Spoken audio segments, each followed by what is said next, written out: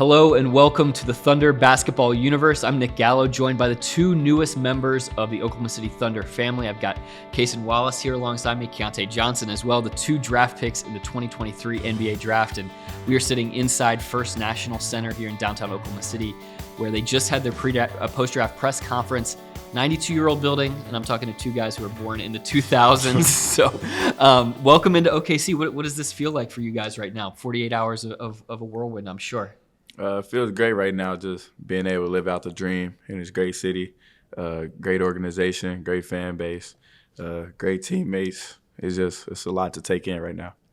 Yeah, it's definitely been a blessing to be out here. I mean, the city fan base, like you said, I got former teammates, so it's definitely a great experience for me. You guys both have spent tons of time just right up the road. You were obviously K-State, finished your career there, just from Dallas. How exciting is this? Because your families are here, just to be able to experience this, and be able to be so close to where you just were.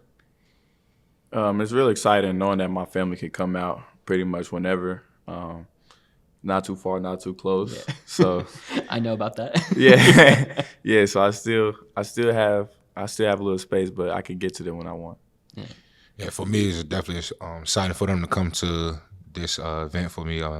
2 years ago, went through my situation, it was there. Yeah. So for them to see this, me overcome my dream, is definitely a blessing. Yeah, I want to ask you about that, Keyontae. We saw the videos that came out of draft night, you with all your family, and years after the collapse on the floor that you had at Florida. Just what is this like to realize this dream? And it's really the start of the next chapter of your life. But as far as you had to come, the process that you had to go through. I mean, can't do nothing without God. So just going through it was definitely a tough process. But I mean, everything happens for a reason. And I feel like God had a greater outcome for me, and He showed today. So just blessed to have my family and friends come to the draft party that I had and all my close people there. I'm sure you heard of Keyontae's story too. Just how inspirational is this to now have this guy be your teammate, somebody that was in a life or death situation and has pursued his basketball dreams. I admire him for sticking with it, keeping the main thing, and just shows how tough and mentally strong you have to be to go through something like that. A lot of people would have checked out, but he stayed with it. Like he said, he had a great support system. That's pretty big. So just being here with him right now, it's a good opportunity. You use the phrase, keep the main thing the main thing. That's one of my favorite phrases. And Sam has talked about, Sam Presti, the Thunder general manager, has talked about how you're just a no-nonsense kind of guy. But on Thursday night, did the emotions kind of come through to you a little bit as you were getting your name called number 10? Definitely a lot of emotions. I couldn't even put them into words. It was just so many different emotions. Like, I didn't know how to feel at the moment. I was just taking everything in and enjoying the moment with my family. You were part of a draft day trade too. Just what was that experience like? It's got to be so weird. Things are happening. You're probably seeing it on your phone and you're putting on different hats. What was all that like? Yeah, so a lot of people don't get drafted, but the ones that do, not everybody get traded when they get drafted either. So I had a double whammy that day.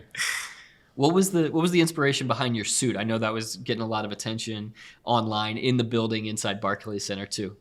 It was about my neighborhood, Hamilton Park. Just showing the kids that you can do what you want to do, no matter like where you from, what you look like. Just if you put your mind to it, anything can happen. Yeah. What was that neighborhood like for you? What was that road like for you? Kind of steeling yourself up to be a guy that can make this type of career for himself? It was tough, but I still had a lot of great people around me, kept my head clean, and, they always support. They still support to this day, and I appreciate them. What was the pre-draft process like for you as you've obviously put together such a great season at University of Kentucky? We talked to Sam Presti, and he mentioned a couple fun stories about just getting to see you over the course of time. But was there any point where you really felt like a deep connection with the Thunder organization during this time? Definitely. When I came to work out, it was funny because I seen him. He worked out right before us, and it was just once I did my workout, I felt free. You don't feel that at every workout, and I just felt comfortable. I played well. I shot the ball well. Meeting the staff, meeting the front office, like everybody made me feel at home, and went back and told my agents how, like, yeah, like, get me here. Like, this is where I want to be.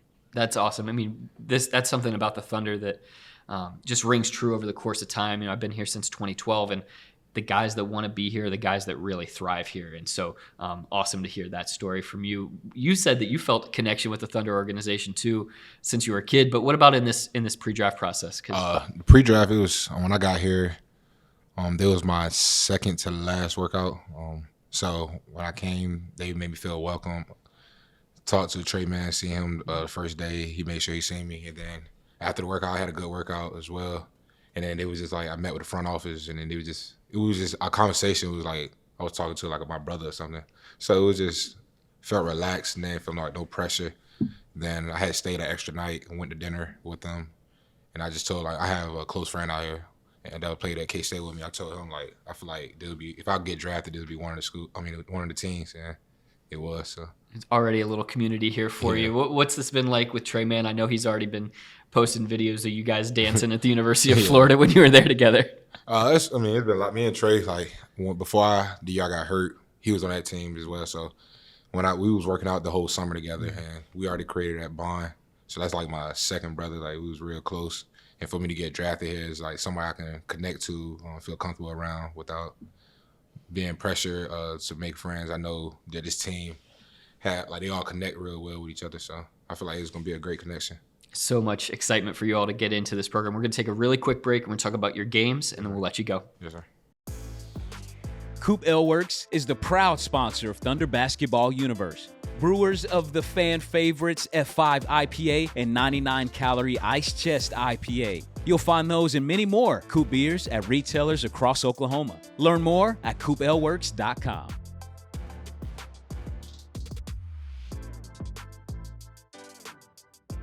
All right, we're back with Cason Wallace, Keyontae Johnson, the two newest members of the Thunder organization, and so much is made of the draft process and all that, but a lot of it comes down to player development and fit within the organization, and something that Mark Daigneault, the Thunder head coach, Sam Presti talked about is just you guys are going to fit mentally with this team so perfectly in terms of your competitive fire, that no-nonsense mentality that I talked about. Can you describe, maybe both of you, how that demeanor impacts the way that you play on the floor? The nonsense type, just want to go out there and win, doing whatever it takes to win, being a good teammate, making sure everybody's having fun, like I said earlier. So just being with this team, this organization, like, that's pretty much what I stand for, and you can see it. The defensive side of the ball for you too, obviously massive on your end. What's your level of comfort just in terms of being off the ball, being on the ball, and the way that you can impact things in a five-man unit? Defensively, I have a good reliable source with Dort, so I'm gonna be hitting him up a little bit, seeing how he moves on the court, what he be thinking about. But offensively, I have some other players that I can look at: Shea, Giddey, Trey. Like, there's many people that I could ask to help and see how I could fit in with the team. That's something that this team does so well already, is that they just play off of each other. I mean, it's attack, kick, attack closeouts, and then you're on the move, you're headed to the rim. How does that fit into your game? We saw you knock down shots from the outside, but then also be able to put the ball on the deck and make plays. Like you said, just being an all-around player. They all share the ball. They all can knock down shots. They all can create for themselves. So just being out there alone, like, I don't have to try to score every bucket. I don't have to try to make sure I get 20 assists. Like, I can just be out there and play my game. Keyontae, your competitive fire, the way that you approach the game, how do you think that impacts the way that you actually go out and perform? Me, I just try to enjoy the moment. I know it can be taken away from you. So I go out there, just have fun as much as I can, block everything out. I feel like playing the game is like my relaxed side, so I just feel free, and I feel like Oklahoma City is a great place where you can play with freedom. Earlier today, you were out there talking to Michael Cage, former NBA rebounding champion, and I know you led your team in rebounding as a forward, as a 6'5", 6'6" guy. That physicality, that brand of basketball, how big is that for you, and how much do you want to try to translate that? It's just physicality is something my dad had when I was younger. He's in the Navy, so he used to always make me play with the the guys that's on the boat and stuff and tell them to foul me. So it was just something I get used to. Rebound is like an effort that you need to do, and I feel like I just do something to stay on the court as much as I can. It's not all about scoring. So for me, it's like if the coach want me to rebound, I rebound, and just try to do the best I can at that.